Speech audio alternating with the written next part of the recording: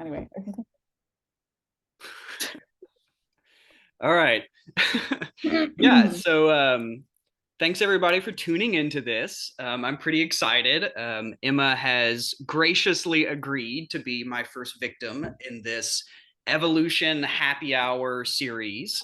Um, what she really doesn't know is that I brought her on here to redo her prelims and to make her do calculus on camera. Just kidding. You're going to be very disappointed if that's what you think this is going to be.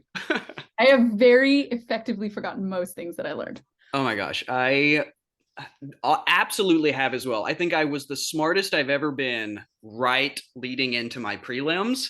And then as soon as all that was over, it like entered into like some PTSD part of my brain and just like, these are trauma things. I can't know this stuff anymore. Well, I mean, too, I feel like for everybody that I've talked to that's like a few years removed from it, you only remember like that one thing that was super easy that someone like Mhm.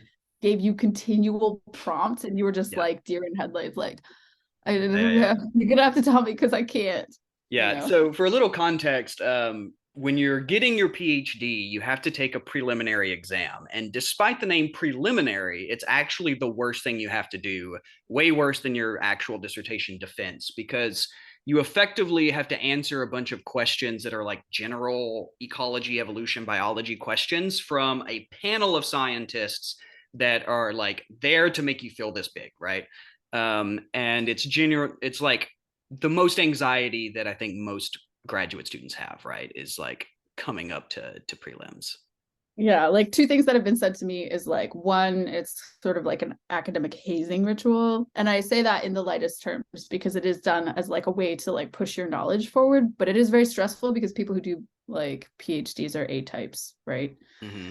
Yeah. And then the second thing is that if you pass your prelims, it's almost a guarantee that you can pass your defense because you will know way more about your own project than you will about these general knowledge things. Yeah. So Yeah. So the defense is just about your PhD project, like what you put together, the research that you did, what you wrote your dissertation on. Whereas, like we're saying, the prelims are can be just like general knowledge. They can come from questions from all over the place. Um, yeah, I had to answer some really bizarre questions in mine. I had to do like some behavioral ecology, like math, like Hamilton's rule and stuff like that on the whiteboard, and that was intimidating.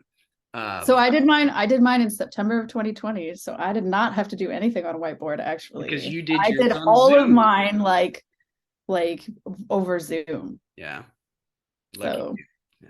Yeah. I mean it has its downsides. That Well, like true, downside true, true, is true. like, you can't celebrate after Yeah, really. yeah, I mean I did, but also it was like not generally as big as it normally is. yeah, yeah. Yeah. We did it outside at Kirk's house, right? Yes, it was not my greatest moment. Let's just leave it at that. Just leave it. We had a lot of fun. It was a lot of fun. It was a great time. And it's like what you do after, a trying thing, right? Um, Yeah. but to pull us back on topic, the onus for doing this was in graduate school. We had what we called like a journal club. It was an EEB journal club where we picked a paper and then we went to a bar and we like had read it beforehand. Somebody led the discussion and we just kind of like talked about the paper. And then it always like devolved into us bitching and complaining about various different things, either about the paper, how it got published in this journal, and then just like our lives. And I wanted this to kind of be like that, like an opportunity for you to meet scientists that are active in the field, that are carrying out research, and just like see what it would be like to have a beer with them at the bar. So that's kind of the inspiration for this. I have to say, I am honored to be the first one. Okay, so on that note, Zach also knows I have many opinions about many, many things. and that's why I assumed you would be great for this because you are a person of many opinions. Yes. Uh, so yeah, as you know, like seminar speakers are invited, like professors and stuff from other universities that come to your university, and like graduate students, professors, postdocs, whatever, come and they have lunch with them.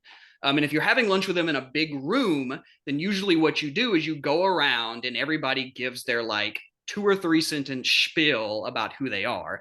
All of us have like heard everybody else's spiel a million times, but it's just like the standard thing you go to. So Emma, as will you introduce yourself as if I am a seminar speaker and know nothing about you? I have to think about how to do this in a simple way because I've gone from having a very simple sort of line to a very complex ones for reasons we can talk about later. But Mm-hmm. I'm a PhD candidate, so I'm in my 5th year, and I'm co-supervised by Heath Blackman and Gil Rosenthal. Heath is at Texas A&M, where I'm based, excuse me, and Gil is now at the University of Padova in Italy. And just generally, I do phylogenetics and sort of trait mapping and ancestral reconstruction using a group of fish who are live bearing, called the Phylogeneary. So they're like your guppies, mollies, swordtails, sort of. And I'm interested in sort of like how traits sort of push evolution in different directions, key traits. Nice. And that's sort of the very simple way to put it. Yeah, yeah. Yeah, I think that's pretty good. So you say that you're co-supervised by people on opposite ends of the globe. How is that experience? What is it like having supervisors on opposite ends of the globe? I mean, so we were talking a bit about this before we started recording, but I would say that, you know, academia is weird in the sense that your advisor is your mentor. So they are technically your boss. So the person who like kind of tells you what to do, but not really because you're in charge of your own PhD project. So And they may or may guide, not pay you, right? and they, yeah, so that's a whole other complicated thing. And that like pay part of it is a discussion in and of itself that should be had. And like people should really think about that. But not the point of what I'm saying. So you are given a project or your PhD advisor hires you as a student, which is a weird way to put it, but it's true, to do the project. So I went from a situation where I was hired to do this full whole genome phylogeny with Gil, who at the time was based in Texas A&M, but like post-pandemic took a job at the University of Padova, which meant that now I have a co-advisor who actually has been very involved in my sort of development as a scientist the whole time. So it actually like ended up working well. But one thing that we've sort of been working through lately, because this is like very much a partnership, I'm very fortunate to have advisors who like think of me as a junior colleague and not like a subordinate, is like communication issues. So co-advising, you need to be able to like have open lines of communication between both me and my advisors and between them, because sometimes they'll tell me they have different opinions about what I should be doing, which is normal. Like everybody has different opinions about what you should be doing. Especially when you get a bunch of scientists in a room who all come from slightly different perspectives. Yeah. So it's just a case of like constantly having to talk and manage that. And like that is really challenging as a student because it's an added layer. Not only are you dealing with your project, but you're also dealing with facilitating this communication between one advisor, the other advisor, and you with both of them. Yeah. So, and I also have an added layer of complexity that I'm not always physically present in Texas, or Italy. So I'm very like geographically transient too. Yeah. Yeah. So I think this leads pretty well into the next thing I want to ask about like your typical work day. So like obviously you have to have meetings with these two people, but what would you say at any point in time if somebody were to walk up to your desk, what would you be doing most of the time? I mean, coding. So, I mean, this is the ironic part is like most biologists are going to tell you that like they started out in biology because they liked running around in the woods, or there were really cool things in the pond outside their house, or like someone really inspired them. And so people's entry point is usually like natural history related things, right? You find out something cool about like freshwater mussels and you're like, I want to learn more about these. But what it turns into, especially with genomics, which is primarily what I work in at this point, is that it's a lot of coding. And I actually have ended up liking it, but it's not what I got into science to do. Yeah. So I think it comes as a bit of like a shock when you first start, because you're like, oh, what do you mean I'm not always doing field work and like out collecting data? And so for some people, that's not what they want to do. So they get a master's and they go work for a government agency or not for profit, or even at a university as a research associate or a museum. Yeah. But for me, I did that for a while and decided it was not for me. Yeah, we're gonna talk about that. But I definitely want to like second that at any point in time, especially now that I'm in Gideon's lab, um, coding is basically all we do in his lab. Yeah. But I certainly had the perspective going into graduate school that it was going to be a lot more uh, dealing with living things, when really what you're basically doing is trying to figure out how to run statistics on the data that took you a week to collect, right? Like the amount of time you spend in the field is really, really a small percentage of like the amount of time you spend analyzing that week worth of field work, I think it's gonna be, I actually think it's gonna be really interesting in like 10 to 20 years from now, when our generation is sort of like tenured professors and all of that.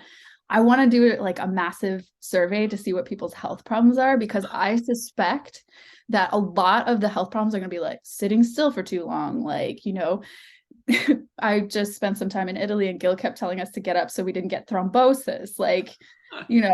like I think that there's going to be a lot of sort of static related injuries that come from the way that our field has gone. So I'm like kind of interested to see how that pans out. But then you have Yeah. people who have like standing desks and stuff. So I don't know. So do you think that people like back in the day were more active, like ecologists or evolutionary biology? Like, do you think Dobzhansky was more active than we are?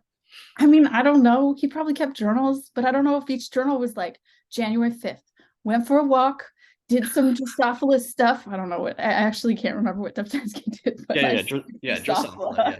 yeah, Like, I don't think you would know.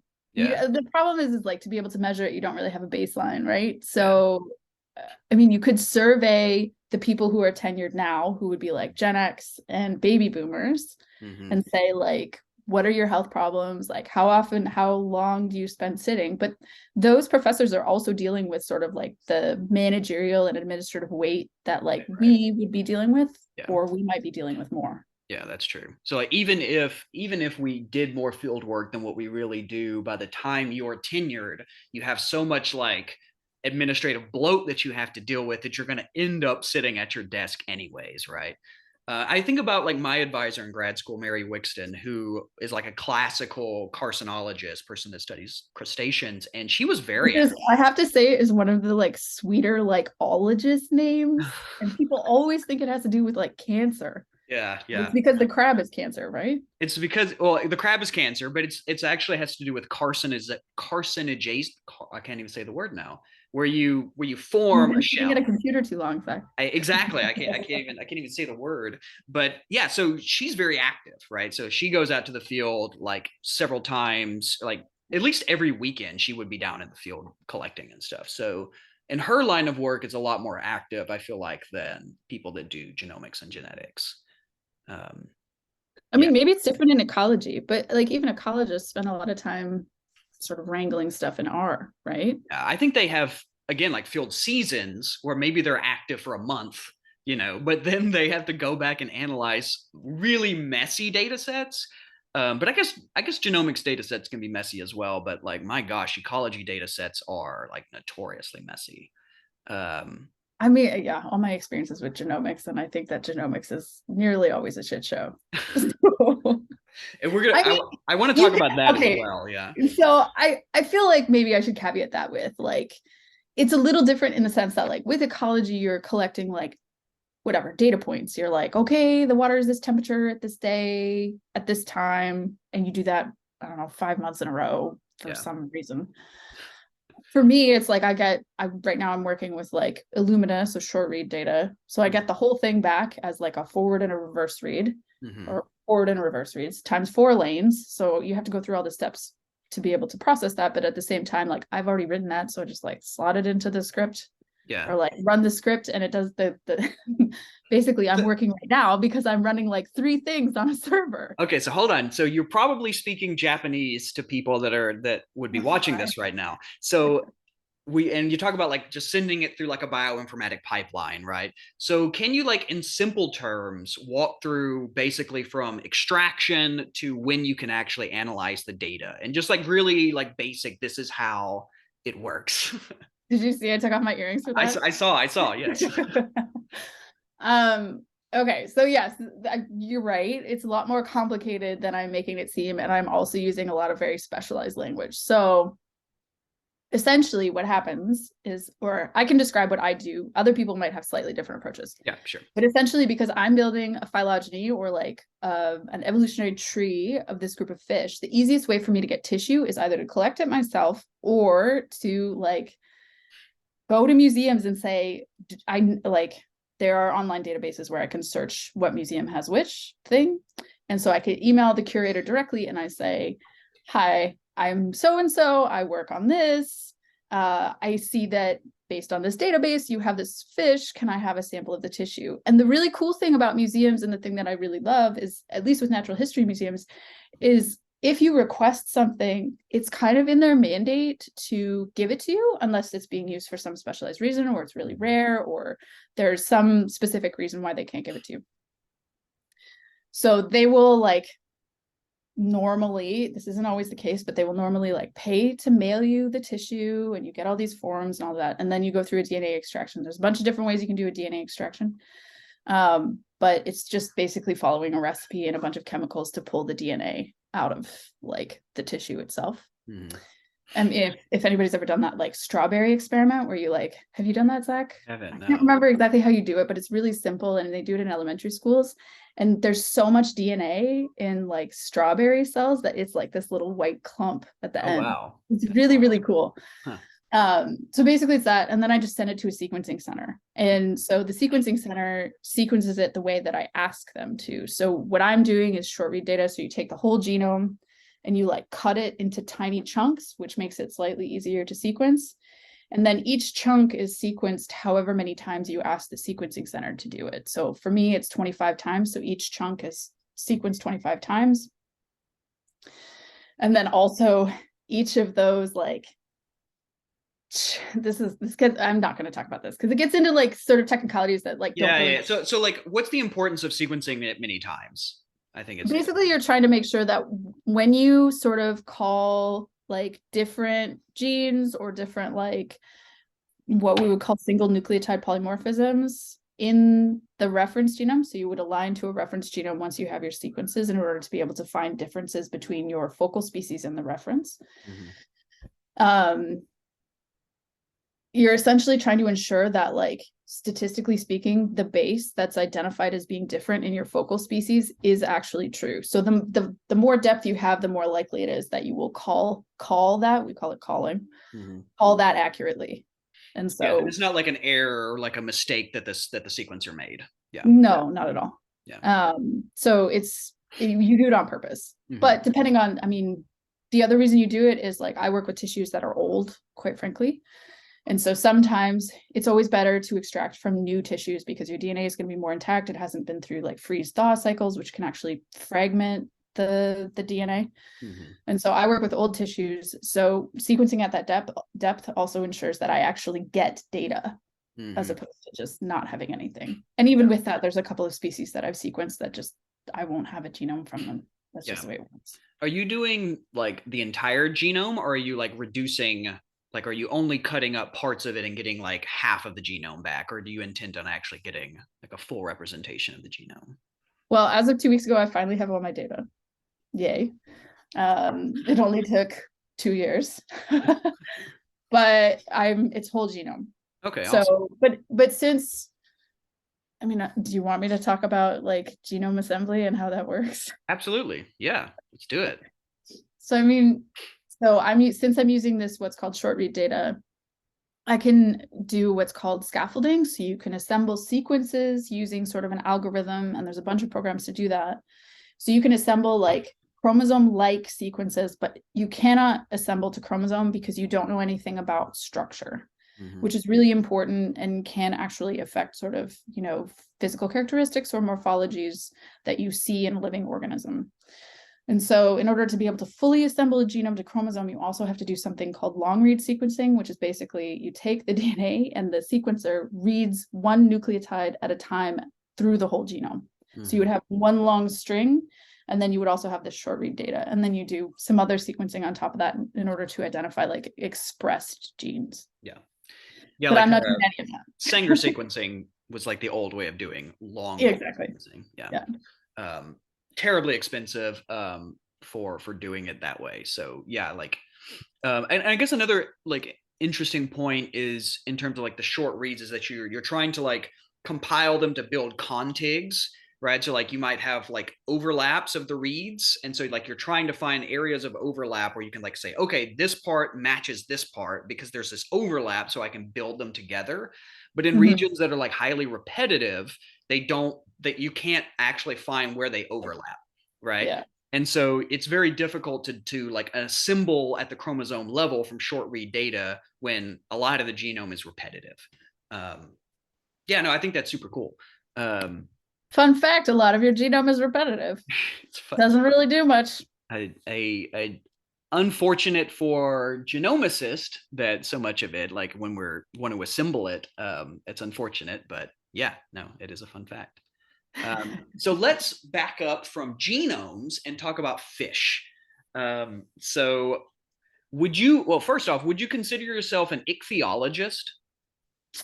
I think maybe during my master's I would have. At this point, I don't. Yeah. So what would you call yourself? This is another like thing that's like the hardest freaking question is like, what title would you give yourself? Okay. I mean, so this is, I struggle with this all the time. And I think I'm maybe not the only one because Everybody. so much, I mean, everything is intersecting at this point. Like I do a little bit of behavioral ecology. I do a lot of genomics. I do phylogenetics. I mean, I think at this point, I would say I'm primarily like a phylogeneticist who's interested in the evolution of life history, especially mating systems. And that's kind of where I hope to go from my postdoc, from my PhD. But I wouldn't call myself an ichthyologist. I really, really love fish, but my first love is actually plants. Yeah. So let's talk a little bit about that, I guess, before we get into the fish. So you worked in an herbarium after your master's, right? I did. So full disclosure, I mean, my master's is on fish too. Yeah. It's on genodiforms, right? The electric fish. Yeah, the weekly electric fish. So the most famous one is like the electric eel. Like people love that one because they can kill you. Oh, wait, weren't one of your first papers in the Journal of Biogeography? Yeah, so the only paper that came out of my master's, because I had maybe an atypical master's experience. I did a 16-month research master's, so it was very fast. That is very fast. Yeah. As always, it comes down to money. Sure. I mean, we can talk more about that, but it's a different system. So that was in Canada. Yeah. I forgot what the question was. So your first paper was in the Journal of Biogeography. I was just going to draw the correlation that my first phylogenetic paper was also in the Journal of Biogeography. So I feel like, J biogeography is like how we young phylogeneticists get our foot in the door. The bar is just very low. The bar is low. I shouldn't say that. I mean, this is going to be public, but hey, it's not low. It's actually quite a good journal. It's like 3.5 or 4 impact factor. That's like actually around the level of genetics. So it's it's not bad. Actually, last time I checked, don't ask me why I was checking. It was higher than that. So. Oh, okay. Yeah. It's because our papers are in it and they're just getting cited so much. It's like bumping up the impact factor. It's so funny when you look at Google Scholar. Should I explain Google Scholar? I'm not really sure. Yeah. Okay. So for anybody who doesn't know, Google has a search engine basically that you can look up research papers on. And so if you are someone who publishes papers, you can also have a Google Scholar account. And it's basically like paper that you published, year it was published, and how many times it's been cited. And so you can if you're looking for someone's work or someone's body of work, if they have a Google Scholar account, it's really easy to find. And one of my favorite things is like looking at the most cited paper in people's like Google Scholar and like what year it was published. And inevitably it's always like one of the first papers. So it just has to be around long enough. Yep. Doesn't matter what it was published in. Yeah. Yeah. My first paper was in Zokies. And it was on the distribution of an invasive sea anemone. And, it was like literally stumbled onto a rock jetty, found this little anemone and was like, this is not supposed to be here. And so we like wrote a paper on it. And that has been my most cited paper. And it was like this Yeah, silly right. little paper that was like my first experience with like publishing in scientific journals. And yeah, that's the one that's been cited the most. But that's one thing that I think is like really interesting, is like demystifying this process around publication. Because for us, like it's sort of a normal, like this is to get hired, you have to publish papers. So you kind of like normalize this whole process where you go through. Yeah. But the my second like first author paper was in the Canadian Field Naturalist. So not like a big journal, not a huge deal, but like it was a paper that I was really excited about, and like I really enjoyed doing it. And one thing that struck me as I was going through that, because it was also the first time I'd done it without an advisor sort of like guiding me through it. Yeah. Like it's actually, I wouldn't say easy, but the process seems like it should be so much more formal than it is, you know? Yeah. Because you submit the paper and you're like, dear so-and-so, because you read a cover letter, right? Yeah. And you're like, dear so-and-so, here's my paper. Here's why I think it belongs in your Here's journal. my paper. Thanks. Let me know, right? Yeah. But then after that, like once you start going through the review process, it's really just a series of emails. Yeah. Right? Like it's just yeah. so I reviewed a paper recently for the Journal of Heredity. And yeah, it's just like they send you the paper as of the reviewer, they send you the paper, you read it, you like have a few things specifically you're supposed to check for. Like they give you a list of things like, are the methods sound? Is this blah blah blah? Like, and like a couple of things like that. And then you basically like write up your major concerns. Like these are the main things I think are wrong. These are the minor things that I'm nitpicking about. yeah. And then if you're doesn't use an Oxford comma. and then if you're an old scientist, you then give a bunch of citations of yourself that you think they should have cited. Are you saying this from personal experience? I'm saying this from every time I've ever submitted a paper. There has always been someone that just gives me like reviewer two that says, I believe the author should have cited blah, blah, blah, blah, blah. And then it was like, oh, there's a name in common in all of those papers. I wonder who this reviewer is. It's so funny because it's like a very subtle way of like outing yourself as a Yes, it reviewer. is. Yeah. Because I mean, the other thing that we're not saying is like the review process is blind. You don't know who's reviewing the paper, but a lot of the time you can make a pretty solid guess. Yeah, definitely. And because it's like it's such a small field, you know, like there's a handful of us that are qualified to like review a certain type of paper, and you can just about tell like, oh, like I've literally seen that writing style before. You know, like it's pretty obvious who's shitting on my paper right now. Yeah, I know. Gosh. Who has opinions? Yes, who has opinions. Yeah, so talk a little bit about working in the herbarium, what that was like, how you got into that, as a like a it's I mean it's still in academia, but it's not like a driven research program, right? So I would say initially two things about that. It's how I learned that I am not a manager, because I was in a curatorial position, which requires an incredible amount of organization. And I am adjacent to human chaos. So I realized that I am more of a scientist than a manager. So that was the first thing. But I was hired actually, so this is a small university in Canada. And I was hired as sort of a 50-50 position. So 50% of the position was like managing the herbarium, upkeep of collections, stuff like that. And it was a local herbarium, sorry. And I think it's also where I gained an appreciation for the value of those local collections.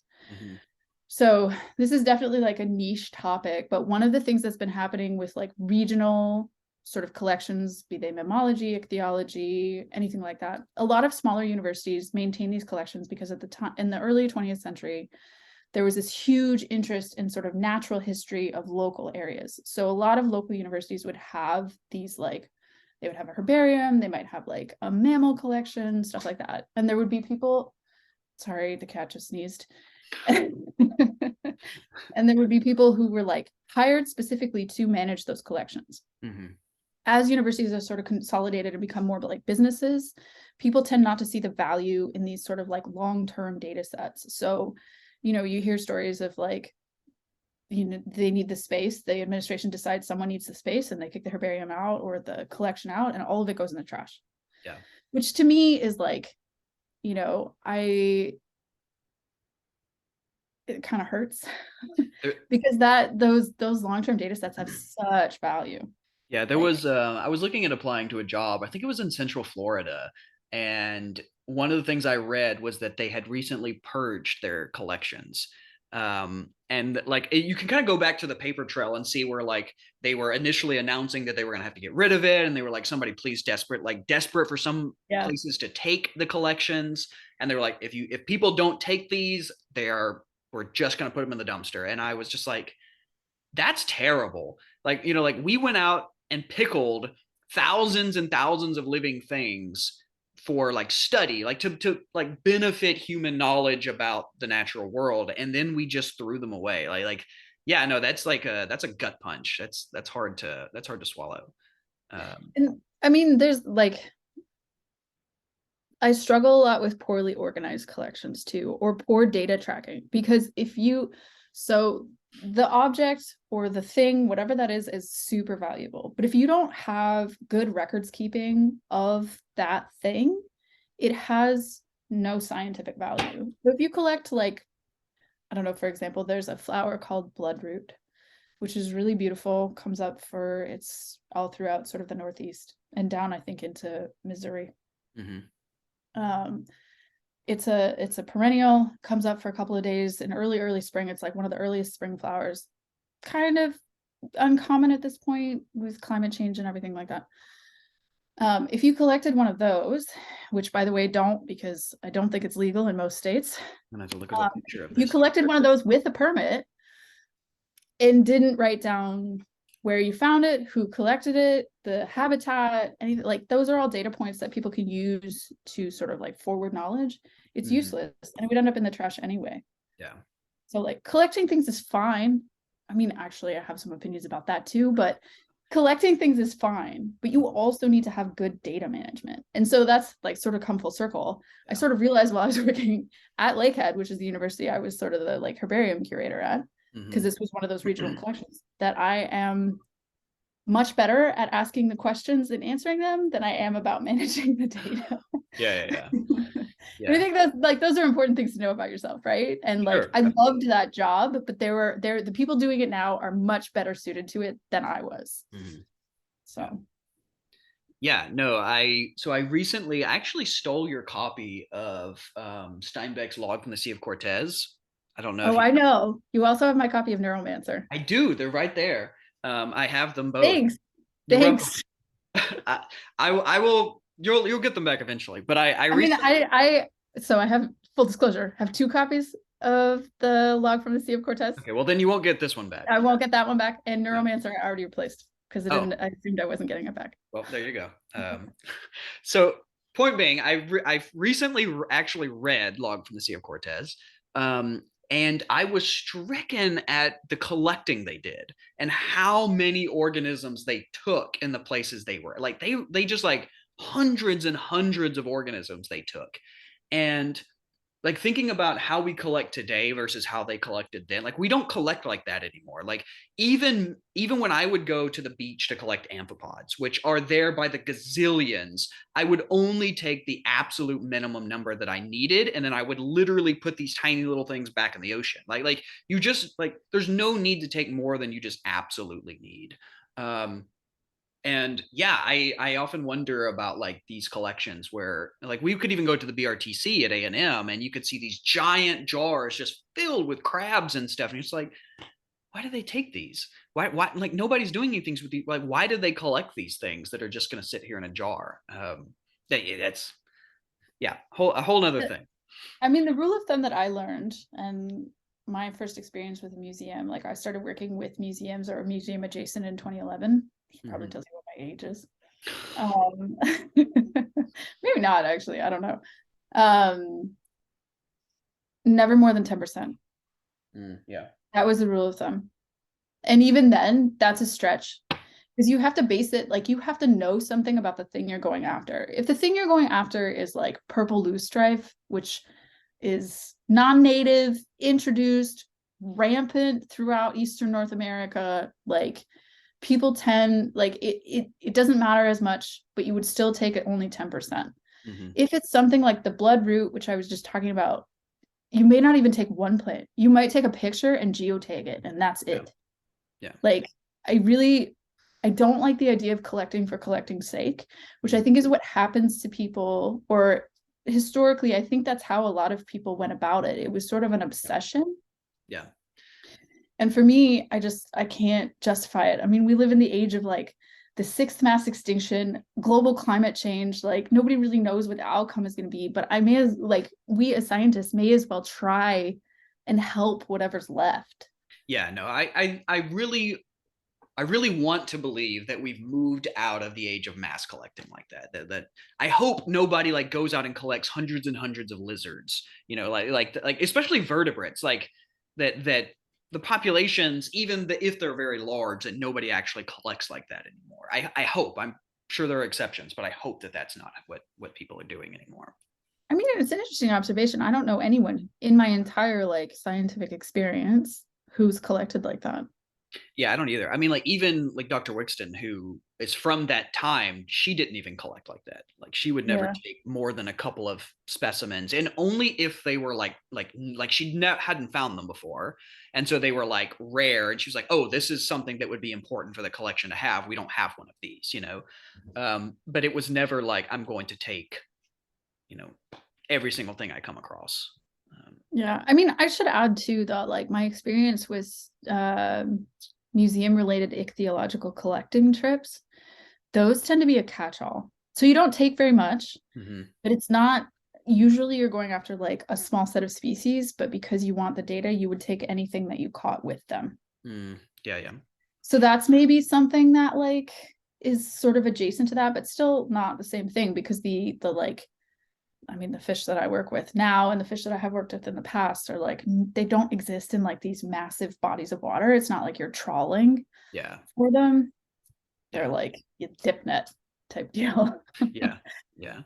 Like the Um, fish we work with right now, we put out like a minnow trap with dog food in it at 10 a.m. in the morning and come back at 12 p.m. so let's talk about the fish that you work with now, because they're super cool. I have had the great pleasure of seeing how they're caught, which is actually like very relaxing because, like you said, you just toss the trap out and then you can kick back and read a book or something while you're waiting on them. But can you tell us a little bit about what those fish are, why they're interesting, what's so cool about them, etc.?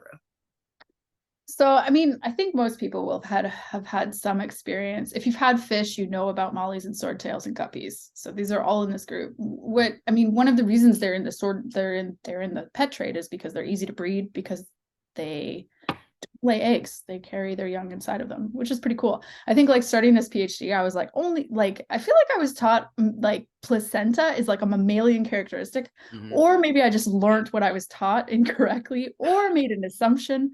But Yeah. it turns out there are placental snakes, there are placental lizards, both of whom live in trees, I would add. Huh. Like chameleons, some chameleons are placental. Some tree living snakes are placental as well, which makes sense. Like you wouldn't, as a snake, you don't want to like lay eggs in a tree. Sure. Well, counterpoint is that birds do. But they build nests, right? I mean, I feel like it'd be difficult for a snake to build a bird-like nest, given that they don't have legs. Maybe you're underestimating snakes. I don't know. I could be. You know what? Somebody, if there is a nest building snake that builds their nests in trees, please leave it in the comments and correct us on this. I really hope there is. I'm not gonna lie. Anyway, Me too. That would be super cool. these fish, so they're live bearing, but it exists along a continuum. So there's it's also a really speciose sort of clade of the tree of life. So there's 270 putative species. And the sort of origin of the group is only about 50 million years ago. So it represents kind of a massive radiation throughout the Americas because they're found in North, Central, and South America. To varying degrees. Actually, the highest like biodiversity is in southern Mexico. There are like basically every population of even the same species looks slightly different or is genetically slightly different. They're like a really weird group. Yeah. Um, So if and somebody doesn't know what a swordtail fish is, can you like describe what a swordtail fish would look like to them? well, it's not a what's the one that lives in the ocean? The marlin. It's not a marlin Yeah. like a sword As fish. opposed as opposed to a sword beak or sword face. Yeah, that one that has like Yeah. the front. I Yeah. should know this. I mean, I've been working with fish for most of my adult life. No, so they're like a small minnow-like fish. The males are really colorful. They exhibit mate choice. So the males will display for the females. They have this big colorful dorsal fin. And then like some of them have like these really flashy bars along their side. So they'll display for females, and females will sort of like be like, oh, you're the one I want. And then he inseminates her because there's internal fertilization as well. She carries the young to whatever point they emerge, they're born, and then they grow up and repeat the cycle. They're called swordtails because there's a group within, so the genus is Xiphophorus, spelled with an X. They're called swordtails because there's a sort of like a group within the genus that has a long sword, like a long extension that comes off their dorsal tail. And sort of the working theory is that it actually makes the males' bodies look bigger, which is attractive to the females. Mm. But usually the sword itself is sort of black and yellow, so it's like eye-catching. And some of them, like the male's like this big, and the sword is like twice the length of their body. Like it's really interesting to sort of look at the morphology of how this thing has like evolved over time. Yeah. And females don't have swords, right? They do not, no. So females are like, as with like many birds, very dull, do all the work, you know. So aren't the females in Xiphophorus birchmani relatively big, or are they all big? I mean, so body size in the group sort of scales. Birchmeier is one of the biggest for sure. So males are large and females are large, but generally in this sort of like branch of the Piscilianae, the males are larger than the females. That actually reverses for most of the rest of the family. So males are very, very small and females are rather large. Interesting. Which yeah, is like it makes the Xiphophorus interesting. There's a lot of people who study them as like medical models, but also they're a big behavioral ecology model and also a genomics model too, because there's a lot of hybridization that occurs, Mm-hmm. which is a whole other complicated thing about Yeah, this group. so let's talk about the Rosenthal lab, and like just briefly like what he's known for and what his lab is known for. So Gill literally wrote the book on mate choice. It's called So Mate Choice. Very it's called Mate Choice. Surprisingly, I know. good. And I mean, he knows this, but full disclosure, I have not read the whole thing. Oh my God. I don't even have it, which is like actually embarrassing. I should have gotten one of the copies and made him sign it before I left. I mean, I think they're still free. So, side note, our like old office in Butler just got packed up. So I have to go through the boxes because I was away while it was done. Yeah. If there's an extra copy, I'll send it to you. Send it to me. Yeah, definitely. Yeah, because there was a whole box at one point. Because I remember that. That's what I'm saying. Is like there was a ton of them at one point in time, and I never snagged one. yeah, it's an unfortunate mistake on your Yeah. part because it actually is quite a good book. Just there are certain parts of it that aren't relevant to my study, and since you have a limited amount of time in a PhD and a limited amount of time in general in your life, I have cherry picked what I've read. Sure, So, sure, as one does. but Gil for a long time has been working in sort of pre-copulatory mate choice in this two species of Xiphophorus. So Xiphophorus malinche, which is the highland fish, tends to be a little bit more shy and retiring. And then Xiphophorus birchmani, which exists in many of the same drainages, but at a lower altitude. And it is like bold and flashy and large-bodied. In the middle altitudes, they actually hybridize. So Gill's sort of research program looks at sort of mate choice in both the like parental species, but also within the hybrid zone, and trying to tease apart like what is attractive in these hybrids versus what's attractive in the parental strains, those parental species.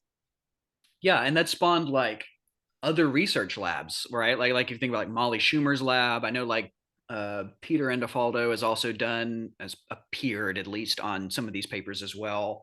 And so like Gill kind of discovered it through a behavioral ecology lens, but it's kind of like morphed into this broader thing that now encompasses like phylogenetics, genetics, like the genetics of hybridization and like hybrid load and like all of these other kind of things in this like giant grouping that it's kind of grown into.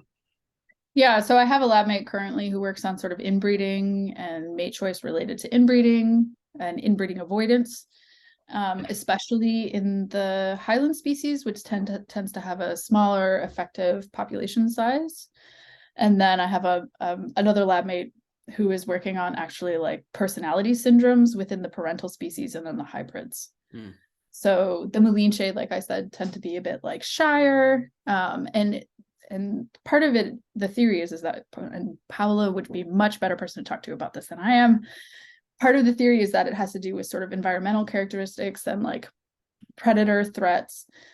So the Malinche, which are the highland species, tend to be a bit shyer, a bit more prone to hiding for most of their day, whereas the Birchmani are like out, sort of like cosmopolitan, swimming around, like, hanging Is it out. and because they potentially have different predators in the highlands versus the lowlands, or they're exposed Yeah, to different things that drives those behaviors? yeah. So and certain environmental characteristics as Mhm. well.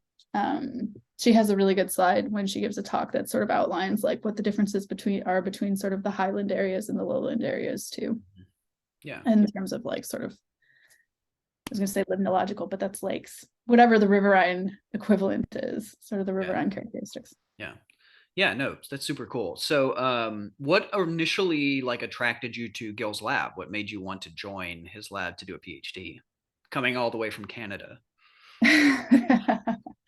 I mean, I wanted to leave phylogenetics, Hmm. if I'm You gonna wanted to be straight. leave Yeah. phylogenetics. Yeah.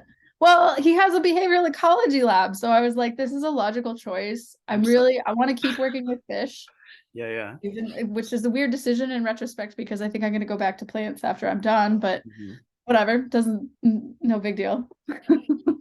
All experience is good experience. And so I had to design like a mate choice experiment using sort of like Xiphophorus helleri, which is one of the species that you can easily get in the pet trade for an undergraduate lab in my previous job. Oh, okay. And So you had worked with swordtails before. yeah, I mean, not effectively. I don't think we had one fish be like, oh man, I'm gonna make a choice. No, like, but I read a lot of his papers in preparing that experiment. Yeah, And knowing what I know now about how you should do experimental design for mate choice, I would probably set it up a little differently.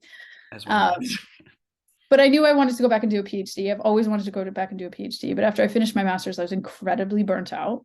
Hmm. Um, and I like needed some time off. So I just chose to go work for a while and then sort of stumbled upon him as the application deadlines were rolling up Yeah, and applied and got accepted. I mean, this as always a much more complicated story than that, but sure, sure.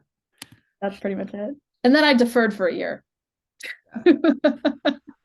The, Because oh, I don't know, just I wanted to save up a bunch of money before I came down. well, and he was also on sabbatical, right? Like he was not going to be there that year as well. Yeah, and I mean the other reason was that so for anyone watching this, funding is incredibly complicated as a PhD student and also as a postdoc. It's just a different way of being paid. And as a PhD student, you are considered both employee and student. So you're in Mm. sort of this nebulous gray area. And a lot of the time your funding is either dependent on TAing or teaching, or it's dependent on your advisor's funds. At least in the States, I now know that like in Europe, it varies greatly. And in Canada, the system is slightly different too. Yeah. So it's really like country dependent on how the funding works. But in the US, it can be very nebulous. So he was on sabbatical, he didn't have funding for me. So I ended up deferring for a year and then he got this NSF grant and kind of went from there and ended up doing phylogenetics again. Just get pigeonholed right back into it. I mean, at this point, you have to assume it was meant to be, right? It's just destiny. Yeah.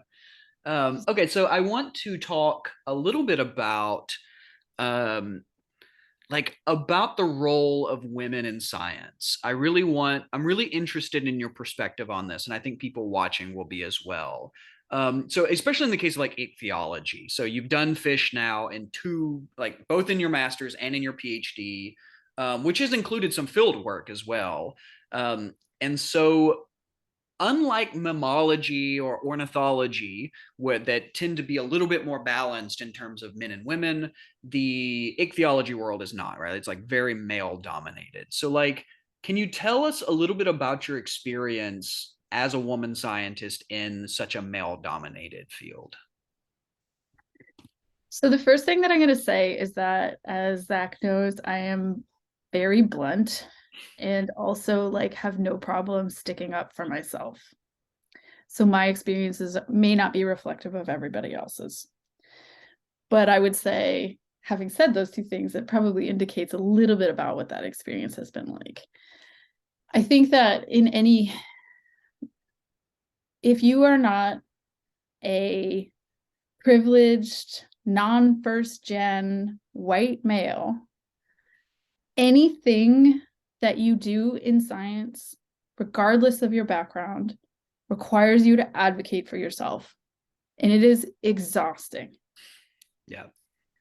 I mean, I don't know what your experience with this has been, Zach, but it's a lot of what I do now. It takes up a lot of my time right now, especially as a student who's kind of like an orphan. Yeah. I mean, So go ahead. Go ahead. I think it's just I'm also going to add that like I am one step down from that white dude I was just talking about. Like I have floated through a lot of things that would be barriers for other people.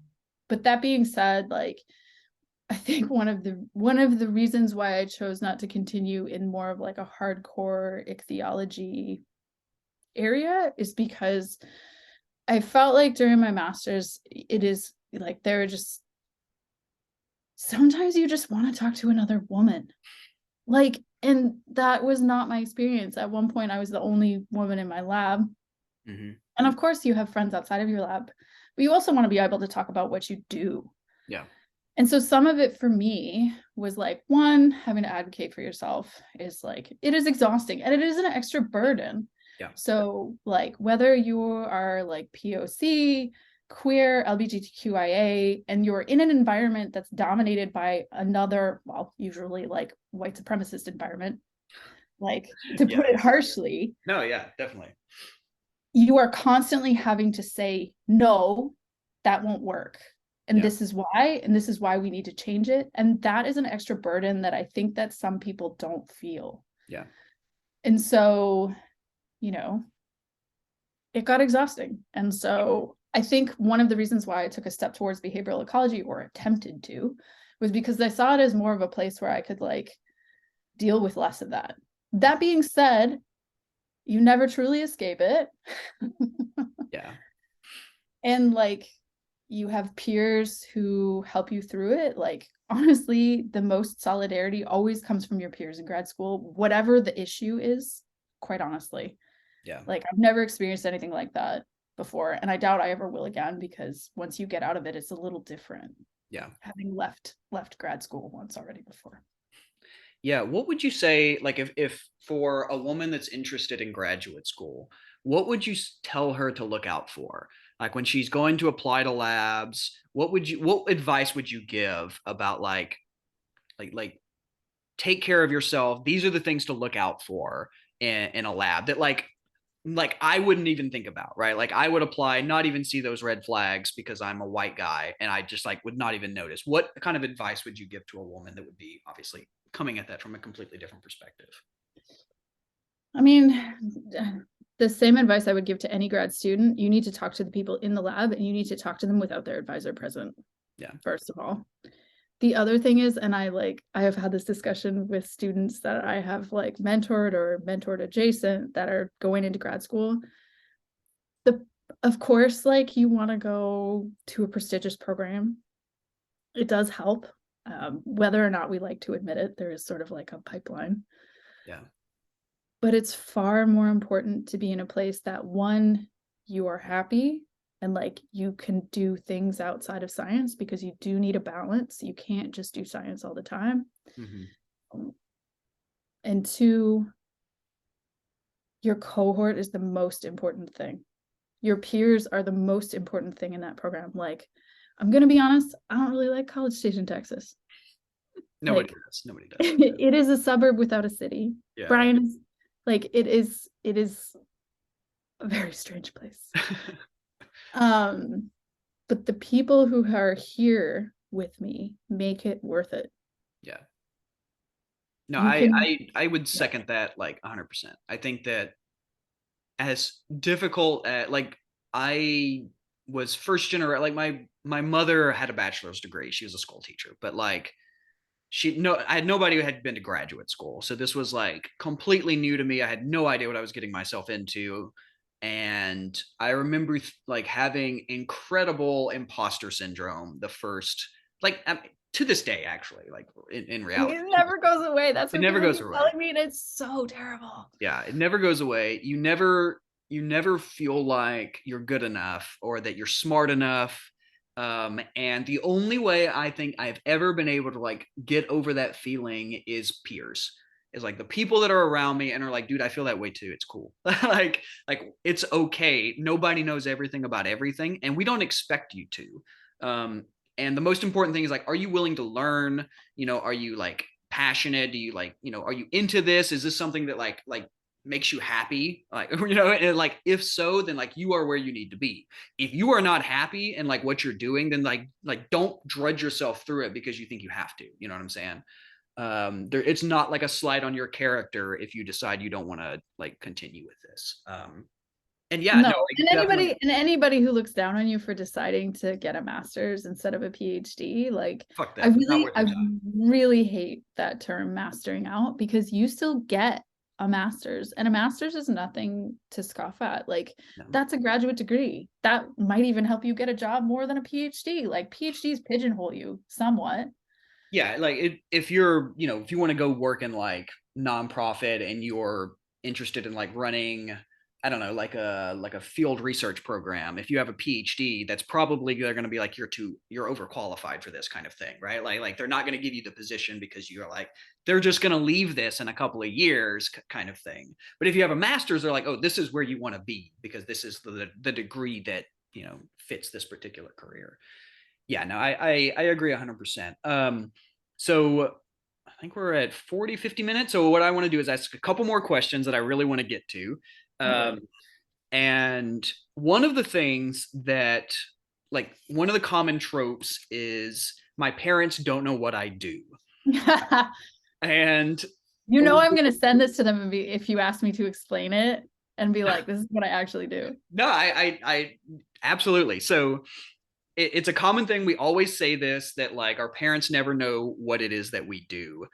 So if you could tell the general public, like, what's the biggest misconception you have about what I do? Like, especially like as a graduate student, I feel like graduate students are even more confused. Like the general public doesn't know what it is a graduate student does. What would you say to them? Like, what would you say? Look, this is actually what I do in like just a couple of lines. Like actually what I do in terms of my project or actually what I do in terms of like being a grad student. Being a grad, like, because like project, so like I'll give you an example. My family is just like, when are you going to get out of school? Right. So like when I was in grad school, they were convinced all I did was sit in class, read textbooks, and take tests. Right. Like Oh, it is not that. that was what their perspective was. So like tell the world what it is grad students actually do. Okay, I will describe it, but you have to add anything that I missed. Okay. I mean, this is kind of like what goes back to your average day. Like my day, so unless you are in a very like rigorous part of your PhD, you get to set up your day how you want. So in my case, lately it has been getting up at 6:30, which is an ungodly hour, getting all my life together, answering a couple of emails, biking into work, arrive around 8:30, spend my day coding, like spend the afternoon dealing with odds and ends, maybe some lab work, leave around 4:30 or 5, whatever, go to trivia, do something at home. Tonight we're throwing a birthday party here for like 3 people on the weekend, so Oh, we're gonna make nice. a bunch of decorations. It's Nice. Natalie's birthday on Monday. Oh, yeah. So it's like anybody else's life, but I would say that like it seems nebulous because of what I said earlier, because we are both employee and student. So this is a job. This is a really poorly paid job. Yeah. is what I would say. And a lot of grad students will work more than 40 hours a week. Like I work a 6-day week, so I can get my doctorate. Yeah. But it's hard to explain to people in the sense that like I'm still at school. Like I had a stepbrother who would call all the time when I was home and be like, "Oh, so when you finishing?" It's Yeah. like, well, I don't know yet, but thanks for asking. I'm really glad that you're like curious about my life. Like I can't be mad about it. My family is kind of the same, like all undergraduate degrees or like community college degrees, and all in the arts or like, welding or something like that. So you can, I know some people get annoyed by it, but I don't, because like they're interested, they want to know. Yeah. Just Yeah. I think graduate students are, and to some extent postdocs as well, are like the unseen like engine of academia. And that if you think it's a about, labor force. yeah, if you think of like what people see are the professors, and they're like, these are the scientists that are leading the labs, and like, no. The people that are there every single day that are doing the pipetting, like right, that are like sitting at the bench doing the actual, and that honestly write most Getting of the workplace papers. related injuries. Yeah, Yeah. that are writing most of the papers, that are probably writing, if not like heavily editing most of the grants and stuff, are graduate students and postdocs. Like those are the people doing the vast majority of the work, because professors like get bogged down with administrative stuff. So like graduate students are the scientist. And I think like people forget that. Like people hear student and they think, oh, you're just sitting in class and you're reading a text. Like, no. That's what you do in undergrad. When you're out of undergrad, you don't do that anymore. Like I think I took classes like my first like year or two, and they were like classes that were really like journal clubs. There were like no Or discussion exams. groups. They were like discussion groups. It was completely different. Um, and yeah, you spend all of your time basically self-teaching, like reading Stack Overflow to try to learn how to like code. I basically taught myself how to use R and Python, and like I had no coding experience, never took a coding class, and just like had to teach myself how to do this shit. So I feel like, yeah, and to me that's the biggest misconception, is that people think that science labs are run by like lead scientists. Like, no. Grants are written by lead scientists. Science labs are run by grad students and postdocs. Yeah. And I'd say too, like